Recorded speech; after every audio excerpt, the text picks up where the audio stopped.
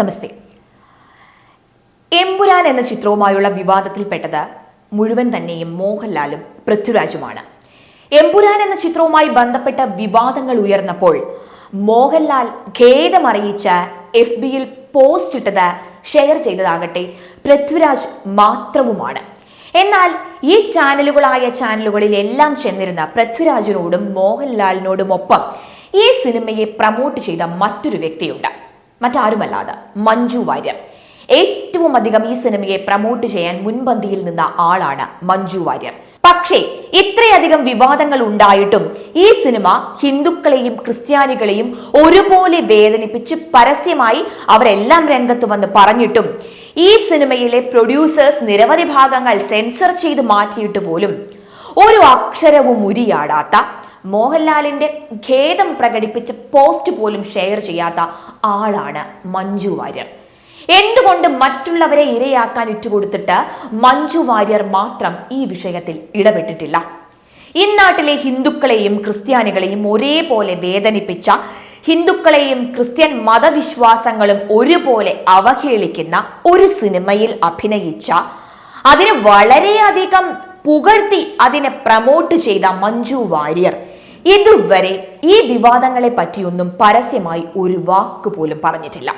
സ്ഥിരമായി അവർ ഈ സിനിമയ്ക്ക് വേണ്ടിയിട്ടുള്ള പ്രമോഷൻ പോസ്റ്ററുകൾ സമൂഹ മാധ്യമങ്ങളിൽ ഷെയർ ചെയ്യുന്നുമുണ്ട്. അതിനർത്ഥം എന്താണ്? ഇന്നാട്ടിലെ ഹിന്ദുക്കളെയും ക്രിസ്ത്യാനികളെയും വേദനിപ്പിക്കുന്നതിൽ അവർക്ക് യാതൊരു ഖേദവുമില്ല എന്ന് തന്നെയല്ലേ? അതോ തീവ്രവാദത്തെ മഹത്വവൽക്കരിക്കുന്ന രീതിയിൽ ഒരു സിനിമയിൽ അഭിനയിച്ചിട്ട് അവർക്ക് യാതൊരു ഖേദവും തോന്നുന്നില്ല എന്നാണോ? എന്തു വേണം നമ്മൾ ഇതിൽ നിന്നൊക്കെ മനസ്സിലാക്കാൻ? ഗുരുവായൂർ ക്ഷേത്രം പോലുള്ള ഒട്ടേറെ ക്ഷേത്രങ്ങളിൽ മഞ്ജു വാര്യർ നൃത്തം അവതരിപ്പിച്ചിട്ടുണ്ട്. മഞ്ജു വാര്യർ അവതരിപ്പിച്ചിരിക്കുന്ന ഈ ക്ലാസിക്കൽ നൃത്തമൊക്കെ കണ്ട് കൈയടിച്ചിരുന്നതിൽ ഒരുപാട് ഹൈന്ദവ ജനതയുണ്ട്. അവരെ ലേഡീസ് സൂപ്പർ സ്റ്റാറായി വളർത്തിയെടുത്തതിൽ ഒരുപാട് ഹൈന്ദവ ജനതയുണ്ട്. ഇന്നാട്ടിലെ സാധാരണക്കാരായ ഹിന്ദുക്കളുടെയും ക്രിസ്ത്യാനികളുടെയും അടുത്തു നിന്ന് ഒരുപാട് സ്നേഹവും ആദരവും എല്ലാം കിട്ടിയിട്ട് പോലും ഇന്നാട്ടിനോട് കൂറ് കാണിക്കാത്ത രീതിയായി മഞ്ജുവിൻ്റേത് എന്ന് തന്നെ പറയാതെ വയ്യ.